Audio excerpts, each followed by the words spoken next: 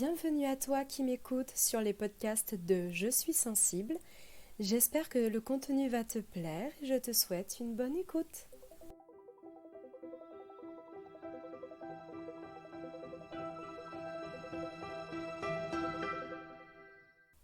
Hello mes papillons. Voilà, je vous l'avais promis et je vous fais l'envers du décor d'être propriétaire. Donc si vous avez écouté la première partie du podcast, vous êtes au courant que ça fait 2 ans et demi que je suis propriétaire dans un immeuble donc datant des années 60. J'ai tout refait à l'intérieur et déjà ça commence par là. J'ai tout refait à l'intérieur. Concrètement, moi les travaux, comme je vous expliquais, ça me faisait pas peur parce que je connais du monde en fait qui m'a aidé à faire les travaux à moindre coût parce que concrètement j'en ai eu pour 18 000 euros de travaux en sachant que j'ai quasiment pas payé de main d'œuvre. Je pense que le truc que j'ai payé le plus cher ça a été les menuiseries parce que j'ai deux fenêtres, chambre d'amis, chambre. J'ai j'ai une porte-fenêtre dans la cuisine et j'ai une baie vitrée sur mesure d'à peu près 5 mètres de long, mais constituée d'une façon où en fait ce sont 5 panneaux côte à côte que je ne pouvais pas changer. C'est-à-dire que comme ça touche au visuel de l'extérieur, je dois garder exactement le même format. Ça a été très sympa. J'ai fait appel à une première société. Je vais dire le nom parce que quand ils m'ont fait le devis, je pense qu'ils ont cru que j'étais riche. J'ai fait appel à cas par cas pour faire le premier devis. Ils me proposaient une baie vitrée, une porte-fenêtre et les 2 fenêtres. J'en avais pour 14 000 euros de devis. 14 000 euros. On en est où au niveau du délire? Non mais les gars, je vous demande pas de faire des vitres en or. Ok, on va se calmer. Donc quand la nana, elle m'a annoncé le prix, je l'ai regardé. Ah non, ça va pas être possible. Déjà, sachez-le, ça sera un non. Ah mais à ce prix-là, non, non, non, non. Vous inquiétez pas, j'ai d'autres personnes qui viennent. Et effectivement, mon père, dans ses anciens collègues, il y en a un qui a monté une société justement de menuiserie. Et j'ai fait appel à lui. Et en fait, mais il m'a fait des trucs de ouf. J'ai 2 méga double vitrage sur mes fenêtres chambre et chambre d'amis. C'est du PVC, donc ça coûte rien. La porte-fenêtre dans la cuisine, c'est pareil, c'est du méga double vitrage, donc au niveau isolation, c'est top. Et la baie vitrée, c'est 5 panneaux coulissants. C'est-à-dire que je peux ouvrir entièrement ma baie vitrée d'un côté ou de l'autre, ou par le centre. Je peux avoir 5 mètres d'ouverture. Alors l'été, c'est royal. Parce que j'ouvre ça, j'ai l'impression de vivre sur mon balcon. Et c'est juste trop bien. Et en plus de ça, il m'a posé 2 stores roulants pour la cuisine et le salon. Tout ça m'a coûté, je crois que c'est ce qui m'a coûté le plus cher, si je dis pas de conneries, ça m'a coûté entre 6 et 7 000 euros, avec la pause. Donc franchement, c'est rien. C'est la moitié du prix que cas par cas me proposait, et encore, j'étais même pas sûre qu'ils avaient mis le prix de la pause dedans. Donc j'ai pas hésité 30 ans. Ensuite, l'envers du décor d'être propriétaire. Les frais d'agence, bon, ça, j'étais au courant. Les frais de notaire. Les frais de notaire. Alors, moi, mon appartement, à la base, il était vendu 90 000 euros. Je l'ai négocié à 85 000 euros. Les frais de notaire, c'est au moins entre 4 et 5 000 euros. Ça va? On se sent bien, les notaires, là Ça se passe comment? Non, parce que concrètement, c'est pas vous qui avez fait les démarches pour me vendre l'appartement, non? Voilà. Plus, ils m'ont fait signer 10 000 papiers parce qu'il y avait des travaux en cours sur l'immeuble. Comme j'achetais l'appartement en cours d'année, il fallait aussi que je paye ma partie de taxe foncière. Donc les appels de travaux, ok, c'était la propriétaire qui les payait, mais il y avait des travaux qui étaient en cours de vote. Donc, tant qu'ils étaient en cours de vote, c'était pas l'ancienne propriétaire qui payait. S'ils étaient votés oui, c'est moi qui payais. J'étais bien contente quand ils ont voté non sur certains trucs. En fait, non, le prix de l'appartement, c'est pas le prix de l'appartement. En fait, c'est ça, quand on achète un appartement, on achète la copropriété. Et c'est ça qui est chiant, c'est d'être copropriétaire. Parce que beaucoup de choses sont décidées sans forcément que tu sois d'accord. Il y a des choses qui coûtent très cher. Moi, je vis dans un immeuble de 15 étages. Il y a 4 appartements par étage, sauf qu'en fait, c'est un immeuble sécurisé parce que les 3 premiers étages, c'est médecin, orthophoniste, médecin, ostéopathe. Donc il y a beaucoup d'allées et venues, et entre le palier du 3e et du 4e, il y a une porte palière en métal avec digicode, enfin digibadge, Les ascenseurs, c'est pareil. Tout le monde peut prendre l'ascenseur jusqu'au troisième étage. Au-delà du troisième étage, il faut un badge pour pouvoir accéder. Donc tout ça, ça coûte cher.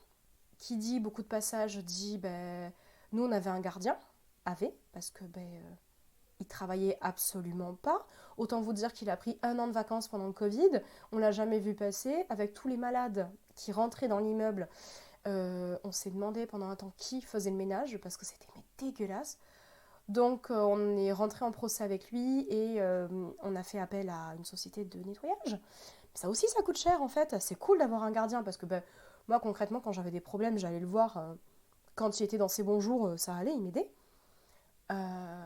Mais il n'était pas agréable avec tout le monde, quoi. Puis il fallait pas le déranger de 17h à 9h le lendemain matin, ce qui n'était pas normal. Un gardien, je suis censée pouvoir le déranger même à minuit si j'ai envie. Bref. Donc ça, c'était génial, hein, le management dans cet immeuble. Et comme il y a aussi beaucoup de charges communes, notamment c'est un chauffage collectif que j'ai, en fait, tout le monde n'a pas une super isolation des fenêtres. Donc il y a certains propriétaires qui se plaignent, notamment des personnes âgées, ce qui est tout à fait normal, d'avoir froid l'hiver. Oui, mais en fait, si tu faisais les travaux, parce que moi, les 3/4 des fenêtres ont été payées par les aides d'État, ont été déduits de mes impôts sur certains trucs, parce que je fais des rénovations pour améliorer la qualité énergétique de l'immeuble. Et en fait, je comprends pas qu'il n'y ait pas grand monde qui le fasse, parce qu'en fait, quand je vois que beaucoup d'appartements, c'est du simple vitrage, bah oui, c'est normal qu'on perde de la chaleur, gars. Refais tes fenêtres et tu verras aussi au niveau charge, on va réduire le prix du chauffage. Non, ça, les gens, ils comprennent pas. Les personnes aussi qui passent leur temps dans les couloirs et qui allument constamment les lumières. Je crois que c'est qui paye en fait. C'est pas Rothschild, hein, les gars. C'est pas personne. C'est les propriétaires qui payent là. Donc, il va falloir se calmer. Quand j'ai vu les premiers appels de travaux, parce qu'on a mis une colonne sèche dans l'immeuble, et heureusement parce que 2 ans après, on a eu un incendie dans un appartement, quasiment au dernier étage, donc les pompiers étaient très contents d'avoir accès à la colonne sèche. Ça nous a coûté bonbon. On a constamment le nettoyage des vides ordures. Moi, personnellement, je l'ai fait condamner, le mien. C'est dégueulasse, un vide ordure. Enfin, les gens, ils comprennent pas, en fait, qu'un vide ordure, ça devrait même plus exister, ce genre de truc. Et régulièrement, il y a des poubelles qui se coincent. Donc régulièrement, on fait appel à une société pour nettoyer parce que ça attire les mouches et les rats. Voilà, et bien sûr, qui c'est qui paye? Les propriétaires. Moi, chaque fois, je leur dis, au bout d'un moment, je vais arrêter de payer parce que concrètement, moi, ça, c'est pas mon problème. Moi, j'y ai plus accès au vide ordure. Donc, les problèmes de ça, c'est coincé, c'est pas moi.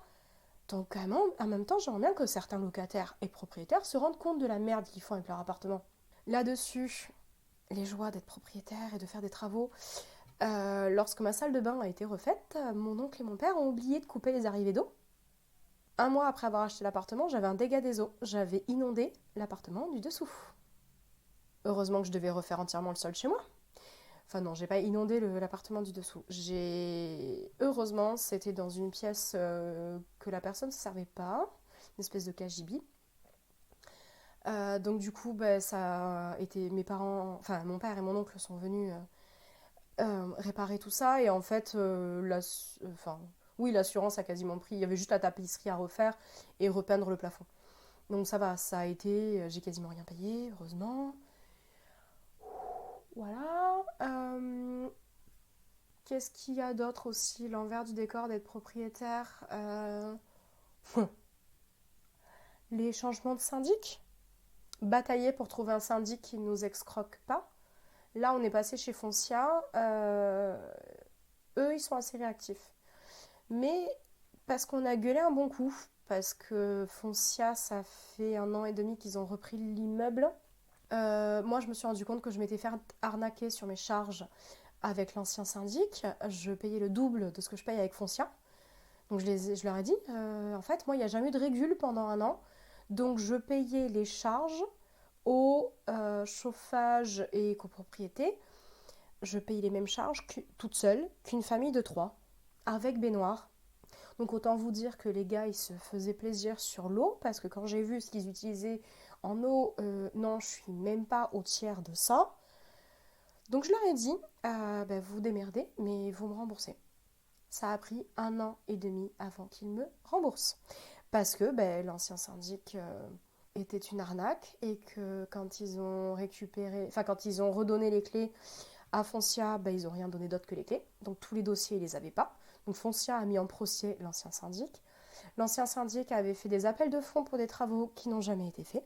Donc j'ai payé des 2 000 € de travaux pour rien. Non, je suis ravie. Franchement, des fois je pleure quand je vois les appels de travaux parce que je me dis, mais non, non, non. Là, ça fait 1 an qu'on n'en a pas eu. On sait qu'on va en avoir qui vont arriver parce qu'on a des choses à refaire. Non, les gars, non, j'ai plus envie de payer là. Concrètement, j'ai plus envie. Quand je vois qu'il y a des petits cons qui s'amusent à nous péter la porte d'entrée et la porte palière, c'est Bibi qui paye. Et Bibi en a ras-le-bol de raquer pour les conneries des autres, en fait. Voilà, je me dis, acheter en tant que copropriétaire, faut s'accrocher. Faut vraiment s'accrocher parce qu'un syndic, ça coûte cher. Une société de nettoyage ou un gardien, ça coûte cher. Même si on est nombreux, même si on a négocié avec les médecins et les orthophonistes, parce que c'est eux qui font entrer le plus de personnes dans cet immeuble, on a négocié avec eux pour que tout ce qui est réparation d'ascenseur, entretien et tout ça, c'est eux qui payent une très grosse partie. Mais quand je me rends compte de la partie que moi je paye, waouh, j'ai envie de pleurer. On est quand même sur des grosses sommes de travaux. Là, on en vient à louer notre toit pour des antennes. J'ai des antennes 5G au-dessus de la gueule. Voilà, vive la ville. J'ai bientôt un troisième bras qui va me pousser, je le sens. Il y avait un autre point que je voulais parler, j'ai oublié. Oui, les charges, j'en parle. Pour un T3 de 60 mètres carrés, je suis à 70 € de charge. Non, pardon, pas 70, 170. C'est quand même beaucoup plus élevé. Par mois. Par mois, les gars. Par mois. Ok ? Je paye l'eau dans les charges communes et le chauffage. Voilà. Donc l'électricité, c'est de ma poche. Mais on en parle, 170 € de charge. Non mais les gars, on n'est pas Crésus. Et ce qui me fait aussi halluciner, heureusement, je fais partie de la classe ouvrière qui n'a plus du tout besoin de payer la taxe d'habitation. Encore heureux, parce que moi je me suis dit, taxe d'habitation, c'est les locataires qui payent, et taxe foncière, c'est les propriétaires. Non, non, les propriétaires, en fait, quand tu es propriétaire de ton logement et que tu vis dedans, tu payes les deux. Elle est où la logique du truc? Donc heureusement, je n'ai plus de taxe d'habitation parce que je crois qu'elle s'élève à 800 €. Et la taxe foncière, dans un quartier zone urbaine sensible, basé sur mes revenus, donc c'est un certain pourcentage de la taxe foncière que je paye, 900 €. 900 €, on en parle? 900 €. Moi, on m'avait pas prévenu quand j'ai acheté l'appartement. Pas du tout. J'ai demandé quel était le prix de la taxe foncière, on m'a sorti un truc du style 500 ou 600 €. 900 € les gars, on n'est pas du tout à la même chose. Donc en fait, si je fais le calcul de ce que j'ai emprunté à la banque, j'ai emprunté 85 000 plus 17 000 plus le prix du notaire, je dois être à... Sans déconner, je suis un tout petit peu plus de... Un tout petit peu moins, pardon, de 120 000. J'ai pas envie de dire de conneries parce que je sais qu'il y a d'autres trucs que j'ai payés avec l'emprunt. Avec l'emprunt, je dois être à 115 000, un truc comme ça. Primo-accédant, j'ai un taux d'emprunt extrêmement bas, heureusement. C'était avant la crise financière. Donc, c'était juste parfait. J'en suis à, sans les charges, je dois être à 750 € de remboursement par mois, plus les 170 € de charges, plus l'assurance à payer de l'habitation, plus il va falloir que je recalcule les 900 €, voire plus, parce que chaque année la taxe foncière elle augmente, plus les appels de travaux. Les gars, je suis pas Crésus. Moi à la base, j'avais pas prévu de mettre 950 € dans mon appartement par mois. Hein, j'avais un T2 à 590, c'était très bien. À la base, je m'étais dit, je mets 750, point. Non, en fait, je mets à peu près 900 € par mois dans mon loyer pour un T3 dans une zone urbaine sensible. Donc concrètement, si je dois louer mon appartement, ce ne sera pas tout de suite. Je vais attendre parce que ça y est, le prix du quartier a flambé. Un appartement tel que le mien, si je devais le revendre actuellement, je sais que je le revendrais aux alentours de 130 000. Parce que les appartements, les T2 neufs à côté de chez moi, petits, sont à 130 000. Donc moi, ayant un grand T3 et une belle superficie extérieure, je peux y aller. Sauf que là, concrètement, j'ai pas envie de le revendre. Parce que je suis bien dedans. Mais quand je vois certaines factures qui passent, je pleure. Il faudrait que je me renseigne, mais de toute façon, même déjà en tant que locataire, je n'avais absolument pas le droit aux APL parce que j'étais légèrement au-dessus de leur barre, je sais pas comment dire. Voilà, hein. Tu touches légèrement plus que le SMIC, tu n'as le droit à aucune aide. Et du coup, il faut que je me renseigne. Je sais que vraiment, si je suis en galère, je crois qu'il y a des aides pour les propriétaires. Mais il faut pas rêver. En France, tu décides d'être propriétaire, tu te démerdes en fait. Bon, je pense que j'oublie encore plein de choses, des petits détails. Mais je sais que mon prochain achat, ce sera pas un appartement parce que j'aime pas les voisins. Non, c'est pas vrai. J'en ai marre de vivre avec mes voisins, en fait, parce que tout s'entend dans cet immeuble et c'est juste une catastrophe. Après, je suis assez contente parce que moi, je vis au-dessus d'un cabinet de médecin, donc à partir de 19h le soir jusqu'à 8h le lendemain, il n'y a pas un bruit. Le week-end, il n'y a personne qui travaille, donc il n'y a pas un bruit. En fait, sur 3 étages, je n'ai personne en dessous de moi. En fait, j'ai personne en dessous de moi, à part médecin, orthophoniste, médecin et rez-de-chaussée. Par contre, au-dessus de moi, il y a du monde.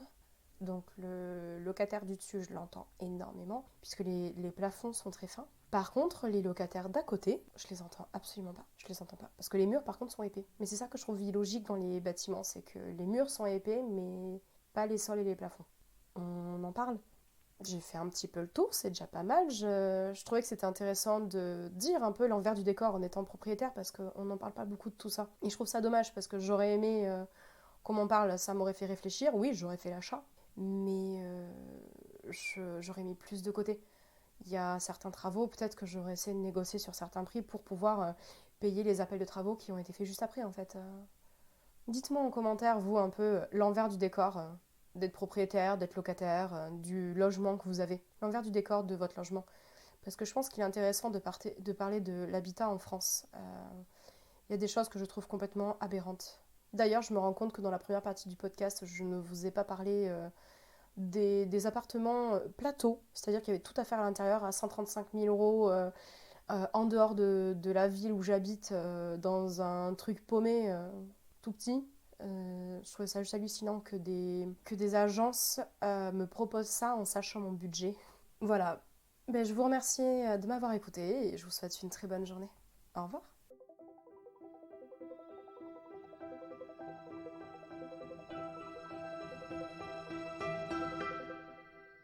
Je te remercie sincèrement pour ton attention.